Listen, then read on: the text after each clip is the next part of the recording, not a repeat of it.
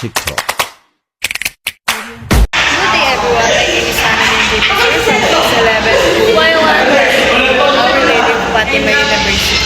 So now I will discuss or tackle the logarithmic function. A logarithmic function is the inverse of an exponential function expressing the power at which a given base must be raised to produce a specific value. Now we will discuss about logarithmic function. I have three examples here. This is my first example. F of x equals log x with the base of x. Ganun siya basahin. Tapos, minsan yung example niya. F of x equals log x with the base of x. So, our next topic is conversion exponential to logarithmic. F of x equals log x with the base of x. Ganun lang kadali. Our next topic is conversion exponential to logarithmic form.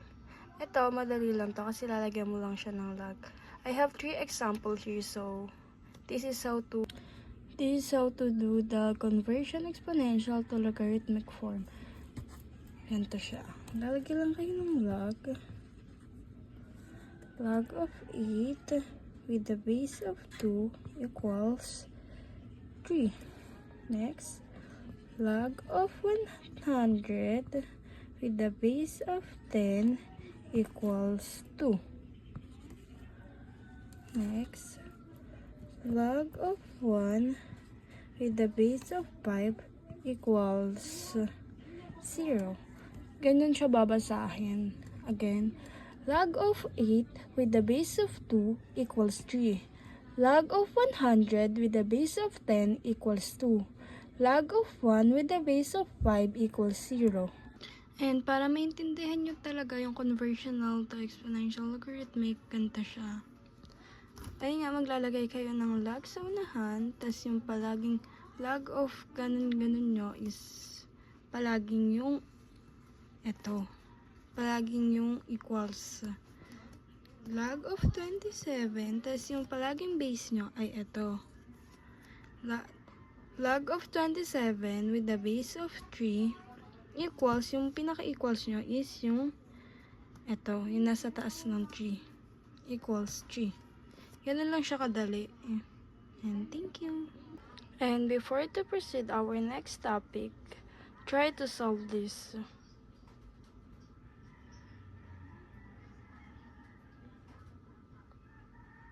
And let's answer.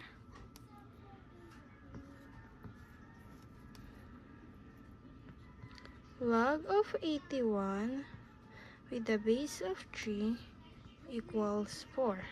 Next, log of 5 with the base of 5 equals 1. Log of 16 with the base of 4 equals 2. Ganyan lang siya kadali and ganun lang din siya basahin. So, let's proceed to our next topic. Our next topic is conversion logarithmic to exponential form. Yung kanina naman, yung topic natin is exponential to logarithmic form. So, parang pinag-ano lang sila. Ganun. Ito na yung gagawin nating number. Yung kanina naman, nilagyan natin siya ng log. So, I have 3 example here ulit. Which is, ganito lang siya. 2 with the base of 3 equals 8. 3 equals 27. Next is 10 raised to 3 equals 1,000. Ganun lang. I will give some example na kung paano siya nagiging ganyan para mas maintindihan nyo lalo. Ito yung example ko sa inyo na i-explain ko talaga ng para maintindihan nyo lalo. Ganito siya. Yung 4 Ayun yung pinakauna, which is yung base neto. 4. Ito, yung base. Tapos, yung 4, yung nasa taas ng 4 is yung equal. Yung nasa equal. Ayan. 4 raised to 3. Tapos, lagyan na lang natin yung 64 dito. Tapos, ito na yung, dito na tayo mag-i-equal. Ganun lang siya. Parang pinagkaiba lang siya ng kanina. Kasi yung kanina, may lag. Ngayon, wala na. Ginawa na siyang number. Kaya naman, try nyo sagutan. Kung nasagutan yung kanina, for sure, masasagutan nyo rin to. Kasi, konti lang din yung pinagkaiba nila. Kasi yung isa kanina, may lag lang. Ito, gagawin nyo lang siyang number. And, post nyo na lang kung gusto nyong sagutan. And, let's answer. 2 raised to 4 equals 16. No, mali. 3 raised to 2 equals 9. 10 raised to 2 equals 100. Kung tama yung sagot nyo, mag-comment kayo dyan sa baba kung tama yung sagot nyo. Ngayon naman, ang gagawin natin is solving for x. Ganito naman siya ginagawa. Ang nawawala is yung pinaka-ano natin. Ito. So, 2, wala pa, with the raise of 3. Ganito naman siya sinosolve. Hindi siya, ita-times mo lang siya, pero hindi siya yung 2 times 3 ganun. Ganito siya sinosolve. 2 times 2 times 2 siya. 2 times 2 4 4 times 4 8. So ang pinaka ano niya is 8. Next naman is yung ito. Next naman natin is itong log of x with the base of 3 equals 4. And ulit 3 raised to 4. Tapos ganda siya isosolve ulit. 3 times 3 times 3 times 3. 3 times 3 equals 9. 9 times 9 equals 27. 27 plus 27 is 81. Ganun lang siya. So, ang pinakasagot natin dito is 81. Next naman natin ay ito, which is 2, tapos yung hinahanap natin yung x raised to x equals 32. Gagamit tayo ng fraction and ng calculator. Ganito lang siya yung ano niya, log, open parenthesis, 32, next ulit log, open parenthesis, 2. Ganyan. Tapos gagamit na tayo ng calculator. Ngayon naman, gagamit tayo ng calco. Kaya nakaganyan yung calco kasi hindi ko alam kung paano mag 2-liner sa 1-liner. So, gagawin natin is ganyan. Lalagay tayo ng log. Yung 32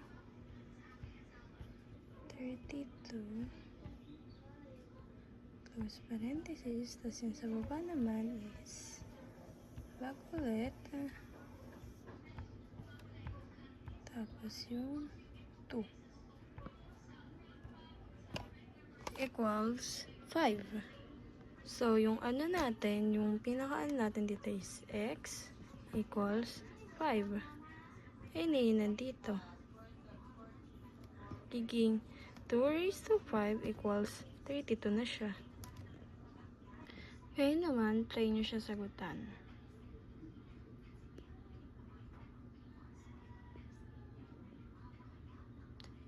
So, let's answer. Ang hinahanap naman natin dito is yung pinaka-equal niya. So, giging 2 raised to x equals 64. Gamit ulit tayo ng fraction, which is log close parenthesis, 64, log, close parenthesis, 2. Gagamit ulit tayo ng calcu.